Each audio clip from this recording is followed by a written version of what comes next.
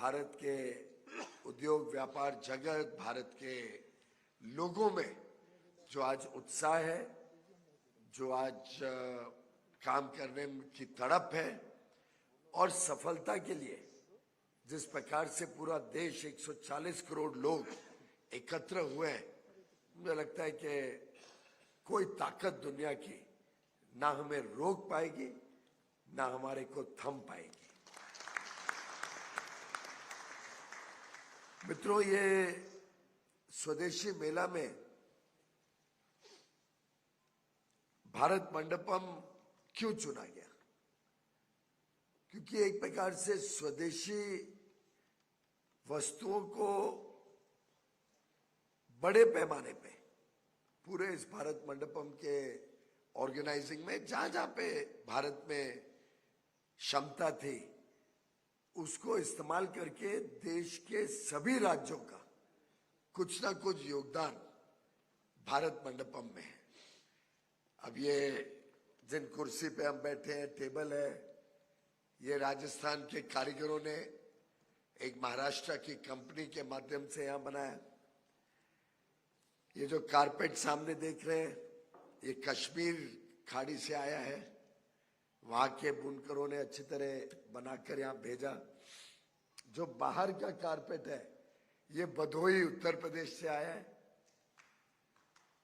हर चीज अलग अलग देश के प्रांतों से आने से एक प्रकार से संगम है पूरे भारत का।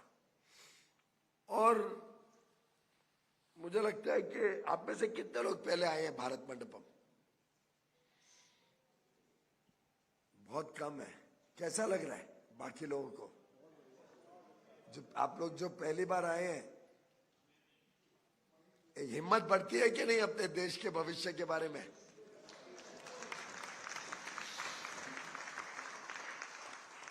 और सोचिए किस प्रकार से माननीय प्रधानमंत्री नरेंद्र मोदी जी ने सोची समझी रणनीति तहत भारत मंडपम बनाया। यशोभूमि इतना ही बड़ा, इतना ही विस्तार वाला और इतना ही सुंदर एक और कन्वेंशन सेंटर और एग्जीबिशन सेंटर द्वारका में बना है। इसी प्रकार से पार्लियामेंट की नई बिल्डिंग बनी।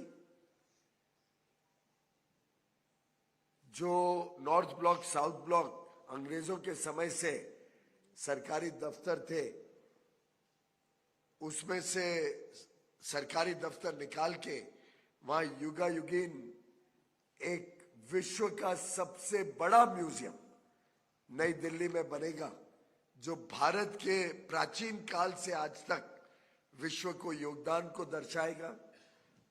और दफ्तरों को ऐसे बिल्डिंगों में शिफ्ट किया, ऐसे दफ्तरों में जहां प्रोडक्टिविटी बढ़े, एफिशिएंसी हो।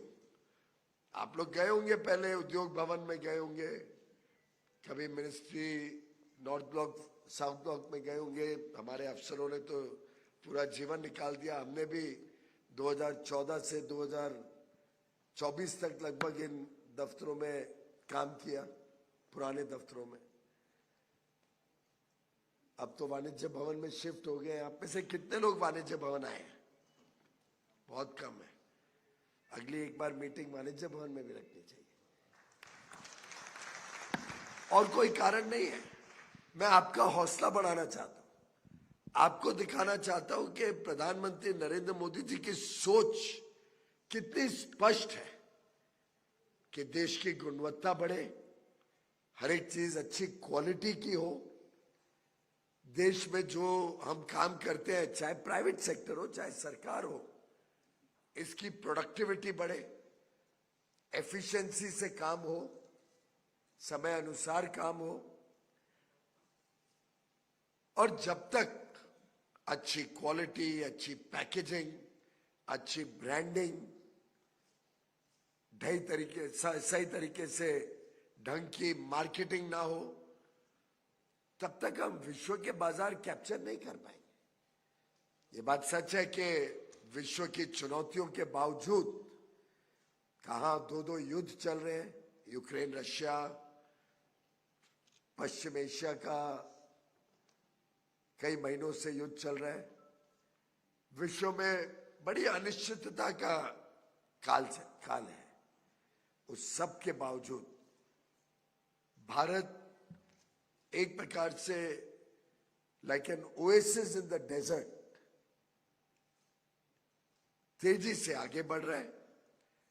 हमारी अर्थव्यवस्था भी आगे बढ़ रही है, हमारा निर्यात भी आगे बढ़ रहा है। इस वर्ष का भी निर्यात $863 बिलियन, यानी पिछले वर्ष से लगभग 5% ज्यादा इस वर्ष भी हमने किया। गुड्स में भी बढ़त है, सर्विसेज में भी बढ़त है। अब ये छोटी उपलब्धि नहीं है आज के परिप्रेक्ष्य में, और आने वाले वर्ष का टारगेट, यानी अभी जो वर्ष चल रहा है उसका टारगेट हमने और बड़ा रखा है कि इस वर्ष हम सब मिलके $1 ट्रिलियन का एक्सपोर्ट करें।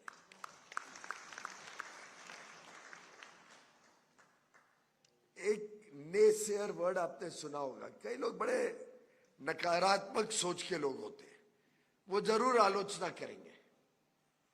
हो सकता है $1 ट्रिलियन पार होने में छोटी मोटी कुछ कमी रह जाए। 1 ट्रिलियन पार हो जाए तो बड़ी खबर नहीं बनेगी, पर 999 पे रुक जाए तो हेडलाइन बन जाएगी। सच बात है, परंतु इससे हम घबराते नहीं। If you like the video, do like, comment, share, and subscribe.